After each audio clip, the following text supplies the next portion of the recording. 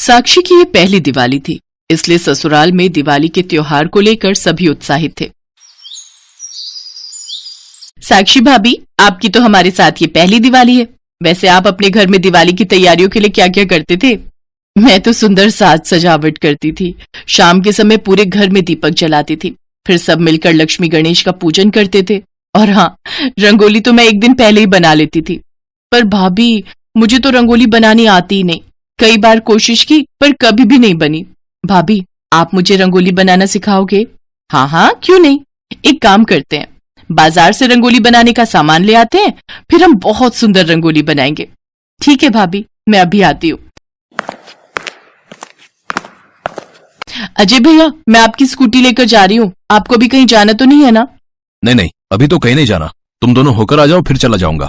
साक्षी के आ जाने से घर में कितनी रौनक आ गई है। हाँ सुलोचना, साक्षी बहू का स्वभाव भी बहुत अच्छा है। हमारी मंजू के साथ वो कितना घुल मिल गई है भाई। मैं सोच रही थी कि बहू की पहली दिवाली है तो हम खूब धूमधाम से ये दिवाली का त्योहार मनाएं। हमारी बहू को किसी भी बात की कोई कमी ना हो। अजय, तू एक काम कर बेटा, बिजली वाले को बुलाकर पूरे घर में लाइट लगवा दे।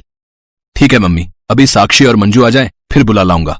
कुछ देर बाद साक्षी और मंजू रंगोली का सामान लेकर आ जाती हैं। साक्षी बहुत सुंदर रंगोली बनाती है, साथ ही वो मंजू को भी रंगोली बनाना सिखाती है। अरे वाह, बहुत सुंदर रंगोली बनाई है।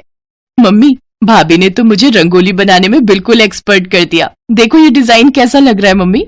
बहुत सुंदर। मंजू, हम तो बहुत किस्मत वाले हैं जो हमें साक्षी जैसी बहू मिली है। बहू, तुम वाकई में बहुत हुनर वाली हो। Thank you mummy ji, thank you so much.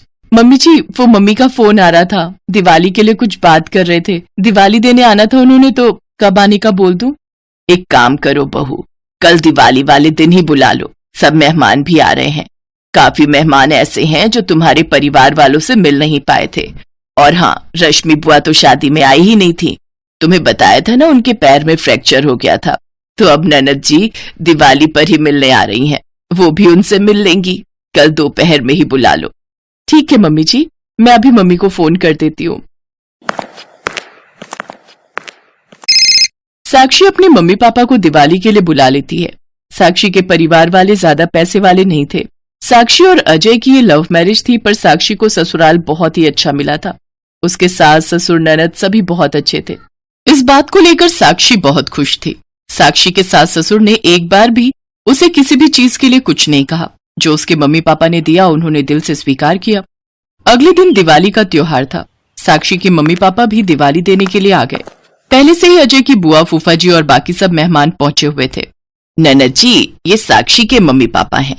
शादी में बहन जी इनका आना हुआ नहीं था, तो मुझे लगा कि आज ही आप सबसे मिल भी लेना होगा और दिवाली का त्योहार भी सब मिलकर मना लेंगे। हाँ हाँ, तो आना ही था। अब लड़की की शादी की है तो सारे पहले त्योहार तो देने ही होते हैं। बहन जी, ये दिवाली के कुछ उपहार और बाकी सामान। अरे बहन जी, इतना सामान लाने की क्या जरूरत थी? पहले ही आपने करवा चौथ पर बहुत कुछ कर दिया था। अरे नहीं बहन जी, कहाँ ज्यादा है, थोड़े बहुत उपहार ही तो हैं।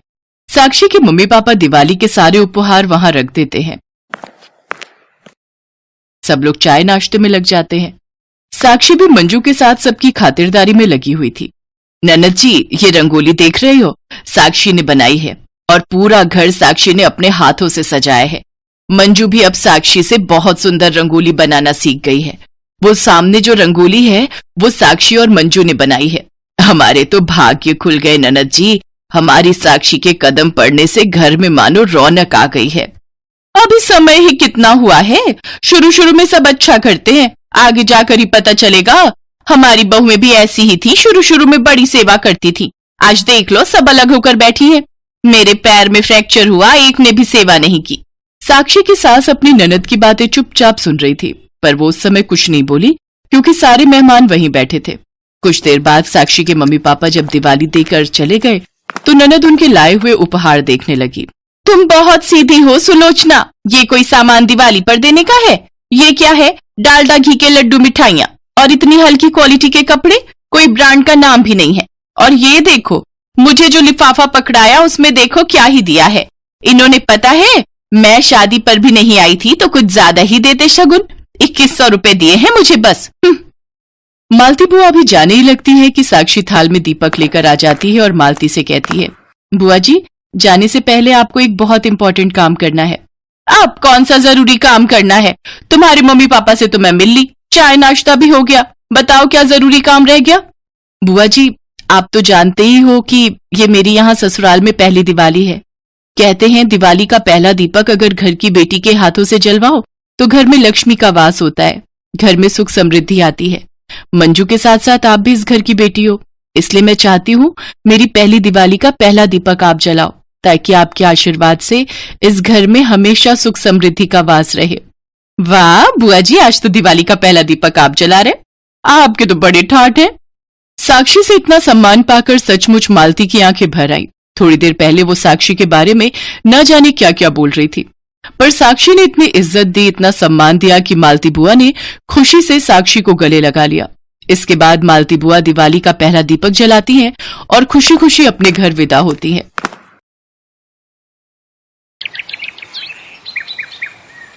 वृंदा की बेटी खुशी की तबीयत ठीक नहीं थी। उसकी मालकिन का सुबह से कई बार फोन आ चुका था। क्या बात है वृंदा, आज काम पर नहीं आना? सारे बर्तन पड़े हुए हैं और तू है कि तेरा कुछ पता ही नहीं है। मालकिन बेटी की तबीयत ठीक नहीं है और इसके बापू भी घर पर नहीं है, वो काम पर गए हुए हैं। मैं बेटी को अकेला छोड़कर नहीं आ पा रही हूँ। मुझे कुछ नहीं सुनना, चुपचाप काम पर आ, नहीं तो मुझे कोई और काम वाली ढूंढने में देर नहीं लगेगी। अब क्या करूं? रोशनी बेटिया सुन, अब तबीयत कैसी लग रही है? माँ अब दवाई लेकर ठीक लग रहा है। हाँ बुखार तो उतरा हुआ है। एक काम कर बिटिया, तू मेरे साथ काम पर चल। तू वहां बैठ जाना, तब तक मैं काम निपटा लूंगी। घर पर अकेला छोड़कर जाने का मन नहीं, और अगर काम पर नहीं गई तो मालकिन दूसरी काम वाली रख लेंगी। दिवाली के दिन है बिटिया, मालकिन का कोई भरोसा नहीं, रख लिया तो काम हाथ से चला जाएगा। चल चप्पल पहन, हम चलते हैं। वृंदा रोशनी के साथ काम पर पहुंचती है। अब तू इस बीमार को साथ ले आई, काम करेगी या इसे संभालेगी? मालकिन घर पर अकेली रुकती तो ये घबरा जाती, यहाँ चुपचाप बैठी रहेगी, ये तंग नहीं करती। रोशनी बेटा तू वहां सामने बैठ जा, पहले बर्तन कर ले, फिर पंखे भी साफ करने हैं। ठीक है मालकिन। तभी मालकिन की बेटी और पति भी आ जाते हैं। सौम्या, तुम्हारी लाडली खुशी ने देखो कितनी सारी शॉपिंग की है। मम्मी देखो ये अनार, फुलझड़ी, रॉकेट और कितने सारे पटाखे, ये चॉकलेट्स भी। और ये देखो मम्मी, मैंने अपने लिए मॉर्निंग में पहनने के लिए अलग ड्रेस ली। वो कल मेरी सारी फ्रेंड्स आएंगी ना, तो दिवाली पार्टी में न्यू ड्रेस पहनूंगी। अरे हाँ, कल मॉर्निंग में तो दिवाली पार्टी है। वृंदा कल सुबह टाइम से आ जाना, काफी काम रहेगा। खुशी दिवाली पार्टी का सामान देखने लगती है। रोशनी भी उसे देख रही थी। ए लड़की, जा ये सामान उठाकर खुशी के कमरे में रखा। जी आंटी। रोशनी चुपचाप घबराई हुई सी खुशी के कमरे में सामान ले जा रही थी। अचानक उसके हाथ से चॉकलेट का डिब्बा गिर गया। अरे ठीक से चला नहीं जाता क्या? वृंदा तुमने अपनी बेटी को क्या सिखाया है? जरा सा काम क्या बोल दिया, इसके तो हाथ पैर बिल्कुल बेकार है। इतनी महंगी चॉकलेट का डिब्बा गिरा दिया। क्या हुआ सौम्या, इतना शोर क्यों है? पापा रोशनी ने चॉकलेट का डिब्बा गिरा दिया, इसलिए मम्मी उसे गुस्सा कर रही है। कोई बात नहीं बेटा, आराम से उठाकर कमरे में रख दो। सौम्या तुम भी छोटी छोटी बातों पर बच्चों पर गुस्सा करती हो। सारा काम खत्म करके वृंदा रोशनी को लेकर घर आ जाती है, पर रोशनी का मन उदास था। क्या हुआ रोशनी बिटिया, तू इतनी उदास क्यों है? तबीयत तो ठीक है ना? माँ मुझे भी दिवाली की खरीदारी करनी है, मुझे भी पटाखे, नए कपड़े और मिठाई चाहिए। माँ अभी तेरे बापू आ जाएंगे ना, तो फिर मैं तेरे लिए पटाखे और मिठाई खरीद लाऊंगी। वृंदा किसी तरह रोशनी को समझा देती है। वृंदा क्या हुआ, आज रोशनी जल्दी सो गई? हाँ तुम्हारा इंतजार कर रही थी कि आओगे तो पटाखे और मिठाई खरीद कर लाएगी। बड़ी मुश्किल से 500 रुपए ही मिले हैं। तुम कल काम पर जाओगी तो इसको पटाखे और मिठाई दिलवा देना, खुश हो जाएगी।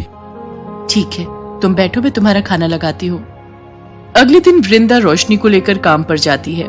सौम्या के घर दिवाली पार्टी की तैयारी चल रही थी। वृंदा मेहमानों के लिए चाय, कॉफी और नाश्ते का प्रबंध कर रही थी। वृंदा जाकर सामने की टेबल पर चाय के कप और लगा दो, और प्लेटों में बिस्कुट और नमकीन खत्म हो गए हैं, वो भी भर देना। तुमने रामू को पनीर के पकौड़े बोले थे, पनीर आया हुआ है, जाकर एक बार देख लो। जी मालकिन, मैं अभी देख लेती हूँ। रोशनी बिटिया, तू यहीं बैठ, मैं तब तक मेहमानों को देख लूं। मम्मी, मेरे पटाखे कहाँ रखे हैं? मुझे अपने सारे फ्रेंड्स के साथ छत पर चलाने हैं। सौम्या का ध्यान रिश्तेदारों और दोस्तों में था। वो खुशी की बात को अनसुना कर देती है। खुशी अपने दोस्तों को लेकर छत पर जाती है। रोशनी ये सब देख रही थी। वो भी पटाखे देखना चाहती थी। उसका मन भी था कि वो पटाखों को जलते हुए देखे, इसलिए वो भी छिप छिप कर किसी तरह उन सब के पीछे छत पर चली जाती है। खुशी माचिस की तीली जलाने की कोशिश कर रही थी कि अचानक तीली की आग पटाखे पर पड़ जाती है और खुशी रोने लगती है। उसके आसपास आग लग जाती है। उसके सारे फ्रेंड्स नीचे भाग जाते हैं। खुशी उस समय अकेली थी। मम्मी, पापा, बचाओ, आग! मम्मी, पटाखों में आग लग रही है। मम्मी, मुझे डर लग रहा है, जल्दी बचाओ। खुशी, डरो नहीं, मैं अभी तुम्हें बचाती हूँ। रोशनी बहुत समझदार लड़की थी। वो छत पर बने नल से जल्दी से बाल्टी में पानी भरकर खुशी के ऊपर फेंकती है, जिससे आग बुझ जाती है। इतनी देर में सब लोग छत पर आ जाते हैं। खुशी, मेरी बच्ची, तू ठीक तो है ना? तुझे कुछ हुआ तो नहीं? तुम ठीक तो हो ना बेटा? ये आग कैसे लगी? पापा मम्मी, गलती मेरी है। मैं आप दोनों के बिना अकेले ही पटाखे चलाने आ गई। मेरे हाथ से माचिस की तीली जल गई और पटाखों पर पड़ गई। मम्मी पापा, रोशनी ने बाल्टी में पानी भरकर मेरे ऊपर फेंका तो आग बुझ गई, वरना सारे पटाखे जल जाते।